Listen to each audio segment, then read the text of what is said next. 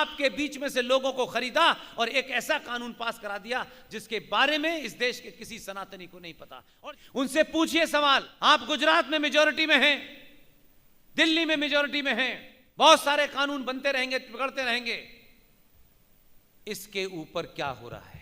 उन्होंने कहा कि अगर आपको कागज दिखाने हैं तो वक्फ प्रॉपर्टी बोर्ड ने अपना एक ट्राइब्यूनल बनाया है जिसे संवैधानिक वैधता मिली हुई है।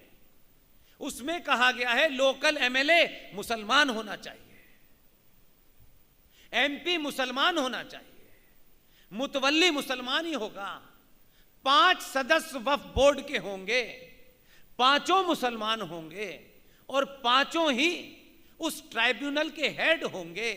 आप अपनी इस जमीन के कागज की फरियाद लेकर के उस वक्फ बोर्ड नाम की जो दुकान है, उस दुकान पे जो 5 मुसलमान बैठे हैं वो आपके कागज देखेंगे और कहेंगे कि नहीं, आपकी जमीन नहीं है।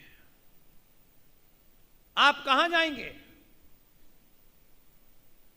हाई कोर्ट नहीं जा सकते, सुप्रीम कोर्ट नहीं जा सकते, या नहीं जिन लोगों ने आपको लूटा है वो ही उन्हीं के पास आपको न्याय के लिए जाना है।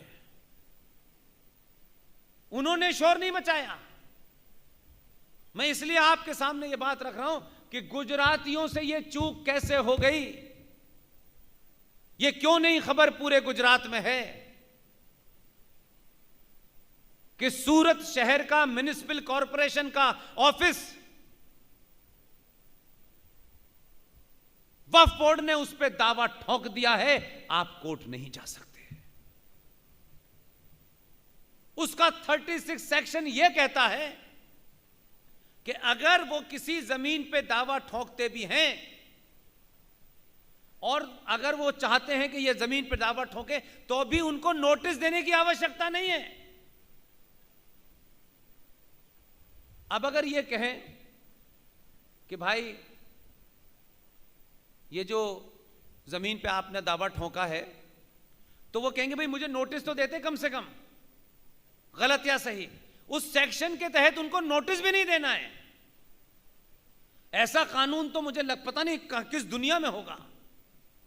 और एग्जैक्ट 3 साल के बाद इस मालिक को यह भी नहीं पता है कि उसकी जमीन के ऊपर वक्फ बोर्ड ने दावा ठोक दिया है, क्योंकि उसने कोई नोटिस भी नहीं दिया है कि नोटिस देने की प्रक्रिया से भी उसको अलग कर दिया गया है।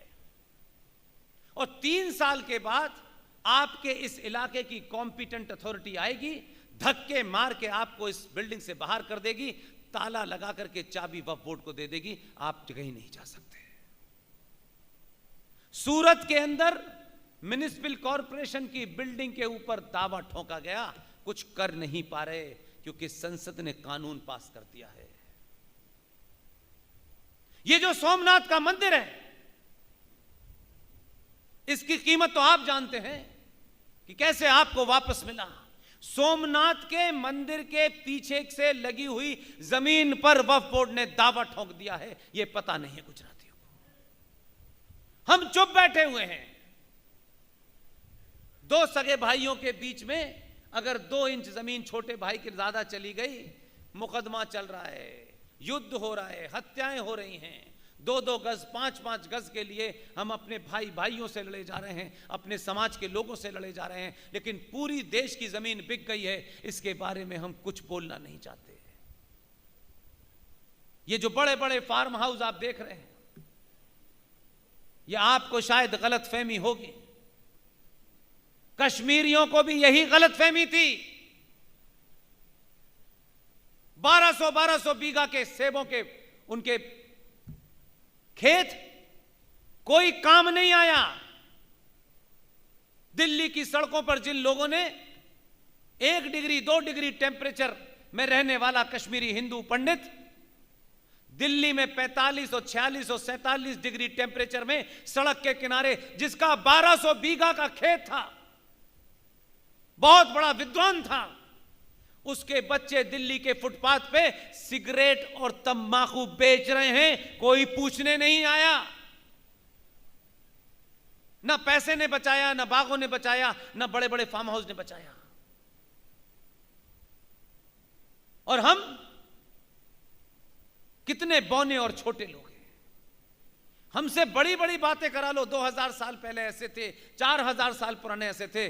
1990 की घटना भारत में घटी, उस घटना को बताने के लिए इस देश में एक फिल्म बनानी पड़ी। उस फिल्म के माध्यम से आपको पता चला कि आपके भाइयों के साथ क्या हुआ है। तो आप बहुत दूर गहरी नींद में सोए हुए हैं। फिर आपको हर दिन एक फिल्म ही बना बना के बताना पड़ेगा। आप फिल्म देखने के बाद आप समझते हैं कि फिल्म देख ली, बस यही हमारा अंतिम काम है। और अब तो हम ये बताने लगे हैं 300 करोड़ रुपए कमा लिया। ये 300 करोड़ रुपए कमाने के लिए विवेक अग्निहोत्री ने फिल्म नहीं बनाई थी। इस देश के 90 करोड़ लोगों को यह बताने के लिए बताई थी कि ये 1990 में ये हुआ है, ये इतिहास है, ये 10 साल के बाद यहां होने वाला है, इसलिए फिल्म बनाई है।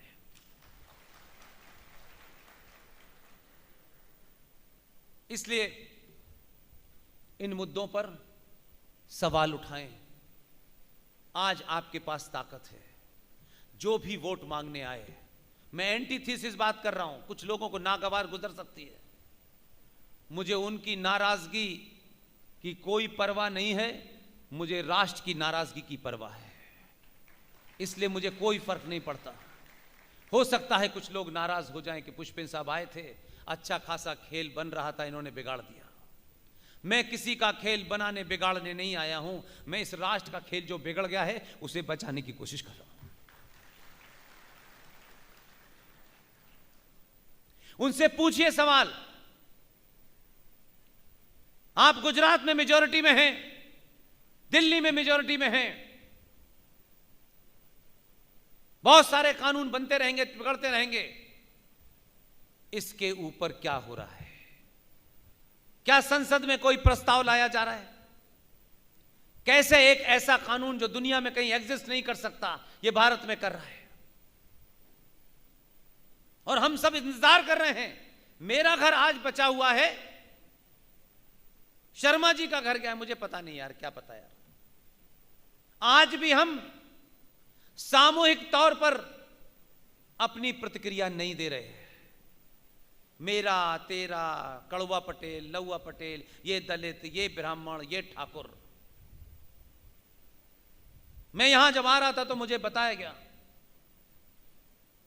कि ये शुद्ध रूप से इस हॉल में जितने लोग बैठे हैं उन सब की जाति सनातन है।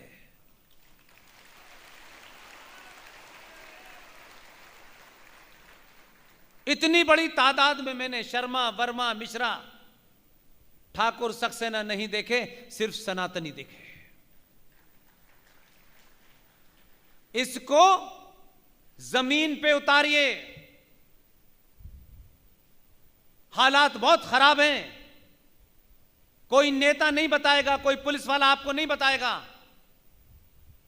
जमीन के हालात बहुत खराब हैं। आप कितना इग्नोर करेंगे इस पे भी आपको ही तय करना है कि आप ये जो बांध टूटा हुआ है वहां से जब तक राजकोट नहीं आ जाएगा आप सोचते रहेंगे।